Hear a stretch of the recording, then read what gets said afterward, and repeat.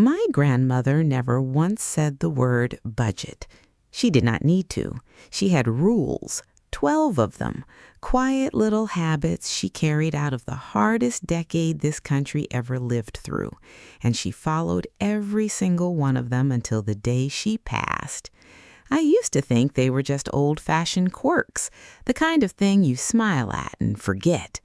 Then inflation hit my own grocery bill hard enough that I finally sat down and actually tried them one by one at 58, expecting very little.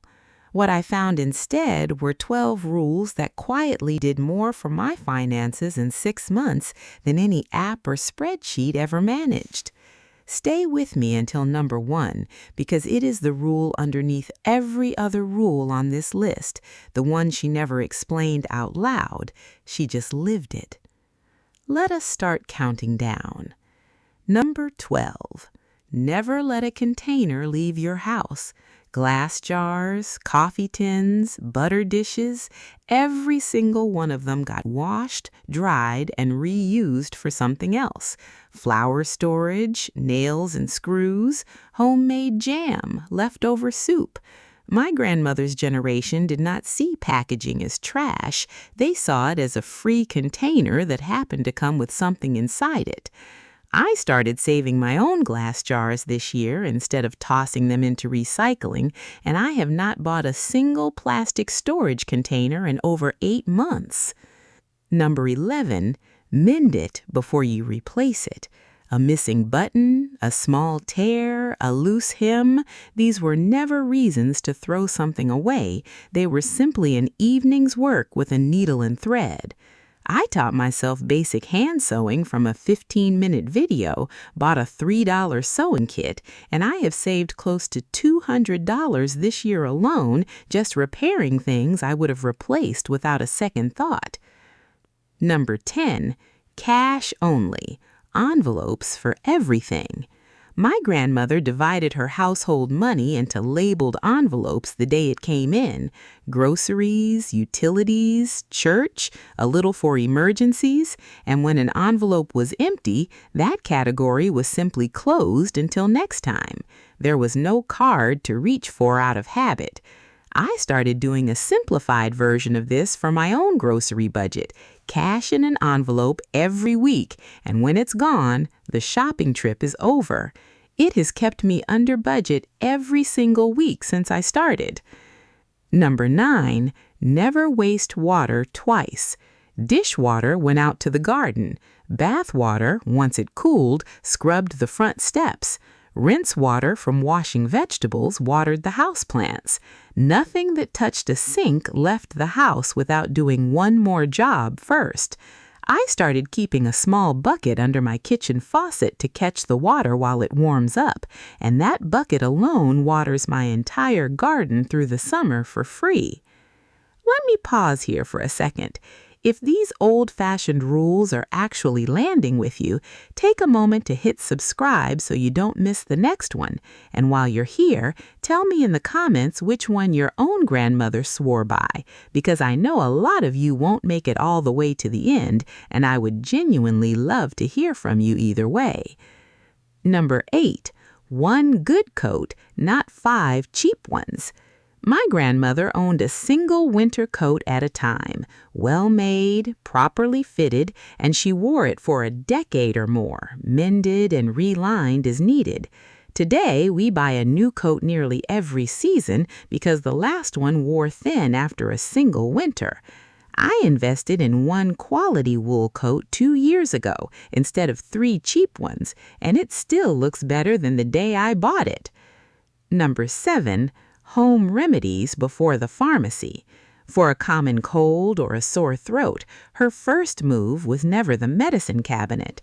Honey and warm lemon water for a cough, a warm compress for minor aches, chicken broth simmered slowly for anyone feeling under the weather.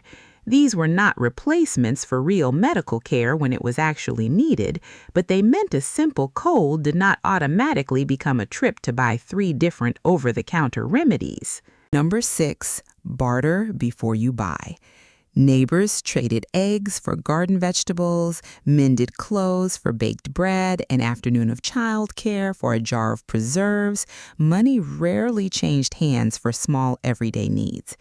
I traded a few hours of dog sitting for a neighbor's excess tomato harvest last summer, and neither of us spent a single dollar. Number 5, string, ribbon, and paper saved and pressed flat. Wrapping paper was carefully unfolded rather than torn, ribbon was rolled and reused for the next gift, and even plain string from a delivery box went into a drawer for later. It sounds almost silly written down, but I started doing this myself last Christmas, and I have not bought a roll of ribbons since. Number 4, buy secondhand first, always.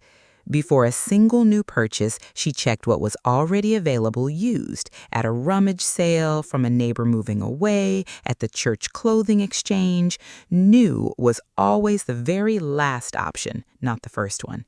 I have furnished nearly half my living room from estate sales over the past 3 years at a fraction of retail, and the pieces have more character than anything from a showroom floor. Number 3, 3 uses before the trash can. Nothing left her kitchen after only one job. Bread ends became breadcrumbs or pudding, bones became broth, vegetable scraps became the base of the next soup.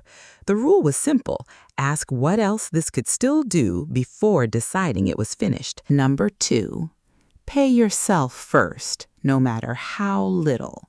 Before a single bill was paid, a small amount went into a coffee tin on the top shelf, even if it was only 50 cents that week. She never once treated savings as whatever happened to be left over at the end of the month. It came off the top, first, every single time. I automated a small transfer into savings the day my own paycheck lands now, and I genuinely do not miss the money I never see. And now, number 1, the rule underneath every other rule on this list, the one she never once said out loud. She simply lived it. Before any purchase, she asked herself a single quiet question: will this still matter to me in a year? Not is it on sale, not do I want it right now, just will this still matter? Most impulses, when you actually sit with that question for even a moment, quietly answer themselves. I started asking myself that same question before anything over $20, and it has done more for my spending than any budgeting app I have ever downloaded. It was never really about deprivation for her, and it is not about deprivation for me either. It is about deciding on purpose what is actually worth your money instead of letting habit decide for you. So there you have it. 12 Depression-era rules that still quietly work in 2026 exactly as well as they worked for the generation that had no other choice but to make them work.